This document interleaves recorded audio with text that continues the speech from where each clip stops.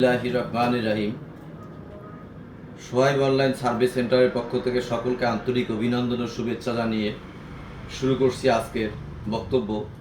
আজকের বক্তব্যের মূল উপপাদ্য বিষয়বস্তু হচ্ছে, জমি কেনার আগে একজন জমির মালিক কি তার জেনে রাখা উচিত সে বিষয়ে বক্তব্য রাখব। তো জমি কেনার আগে আপনি দেখবেন যে বিক্রেতা যে বিক্রয় করবে আপনার নিকট জমি, সে কি রেকর্ডীয় মালিক না ক্রয় সূত্রে দলিল সূত্রে মালিক। যদি রেকর্ডীয় মালিক হয়ে থাকেন তাহলে তার খতিয়ানে তার হিস্সা কতটুকু, সে কি একক খতিয়ানের অংশীদার না যৌথ খতিয়ানের অংশীদার। যদি যৌথ খতিয়ানের অংশীদার হয়ে থাকেন তাহলে মালিক আরও আছে। রহিম, কলিম, সেলিম, আসমা, সালমা, চারজন মালিক। তাহলে চারজন মালিকের ওই খতিয়ানে কতটুকু অংশ ওই দাগে থাকে সেটা আপনারা ফারাইজ করে নেবেন। নেওয়ার পর তার যতটুকু অংশ অতটুকু নিয়ে আপনারা ক্রয় করবেন। আচ্ছা, তার পরবর্তী ধাপ, যদি আপনি দলিল সূত্রে মালিকানা অর্জন করে নামজারি করেছেন, খাজনা দিয়েছেন, হোল্ডিং চালু আছে, জমি বিক্রয় করতে চান, অর্থাৎ দলিল সূত্রে মালিকানা অর্জন করে জমি আমি অন্যের কাছে হস্তান্তর করব, তো যে ব্যক্তি ক্রয় করবেন জমি তার করণীয় কি? তার করণীয় হচ্ছে, আপনি দেখবেন যিনি দলিল সূত্রে জমি ক্রয় করিলেন যার কাছ থেকে, তার মালিকানা ঠিক আছে কিনা, তার খতিয়ানের অংশ ঠিক আছে কিনা, অথবা সেই ব্যক্তি দলিল সূত্রে ক্রয় করিয়াছেন তার পূর্বের কোনো দলিল আছে কিনা, যাকে আমরা বায়া দলিল, পিঠ দলিল ইত্যাদিভাবে বিভিন্ন আঞ্চলিক উপভাষায় ব্যবহার করে থাকি। অনেকে বায়া দলিল কিন্তু বুঝেন না, পিঠ দলিল বুঝেন না। অর্থাৎ একটা দলিলের আগে বা পরে যে দলিলগুলো হয়ে থাকে, একটা দলিল আমি করেছি অন্য একজন মালিকের কাছ থেকে, তিনিও দলিল ক্রয়ের সূত্রে আমার কাছে বিক্রয় করিয়াছেন।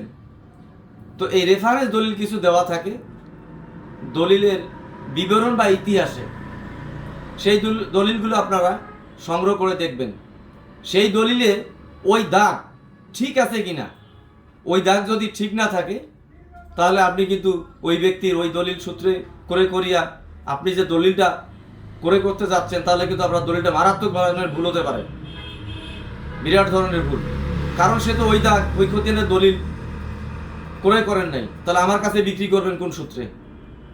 তো হঠাৎ কিছু টাউটবাটপার আছে, যেনারা অনেক সাধারণ মানুষ আছে জমি কিনতে যান, তাদেরকে কিন্তু এলোপাতাড়িভাবে পরামর্শ করার চেষ্টা করেন এবং বুঝতেও দেন না।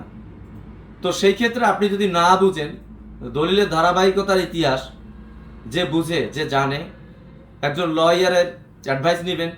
নেওয়ার পর তারপর আরেকটা ঘটনা, সেটা হচ্ছে যে ওই স্পটে একজন সার্ভেয়ার ডাকবেন। আপনি যে জমিটা ক্রয় করতে যাচ্ছেন সেটা কি ওই দাগ না অন্য কোনো দাগ? সচরাচর কিন্তু সমাজে এরকম ভুল হয়ে যাচ্ছে।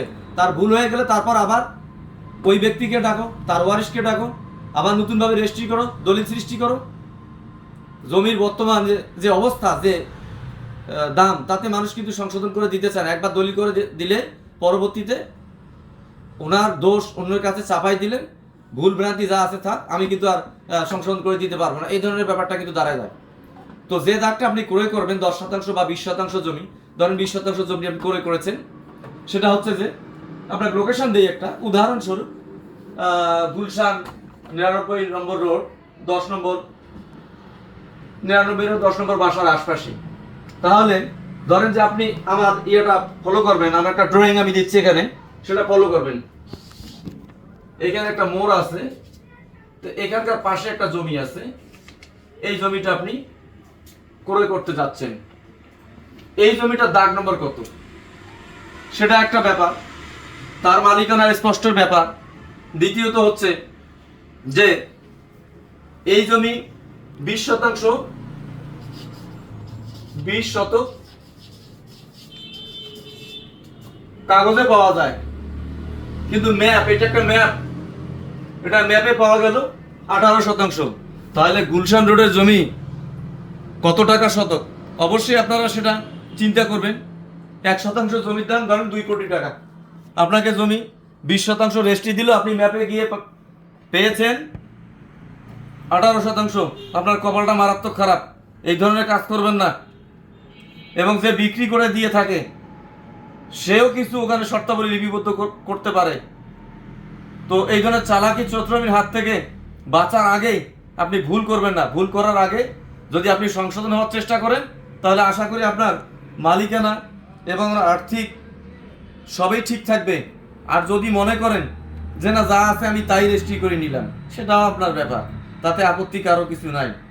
তো যাই হোক, জমি কম বেশি ভুলভ্রান্তি হতে পারে, কিন্তু দলিলের যে সমস্যাগুলো, বায়া দলিল, দাগ, ওই খতিয়ান, ওয়ারিশের সঠিক প্রাইজ না হওয়া পর্যন্ত কখনোই আপনার এই দলিল রেজিস্ট্রি করতে যাবেন না। 10 দিন সময় বেশি লাগুক আপত্তি নেই। তড়িঘড়ি করে যদি আপনি দলিল রেজিস্ট্রি করতে যান সেখানে কিন্তু ভুলের সম্ভাবনা খুব বেশি থাকে।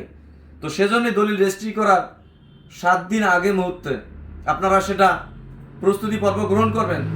আরও কিছু কথা বলতে হয় যে ওই দাগ বা ওই প্লটটি সরকারি কোনো স্বার্থের সাথে জড়িত আছে কিনা সেটা আপনি দেখবেন।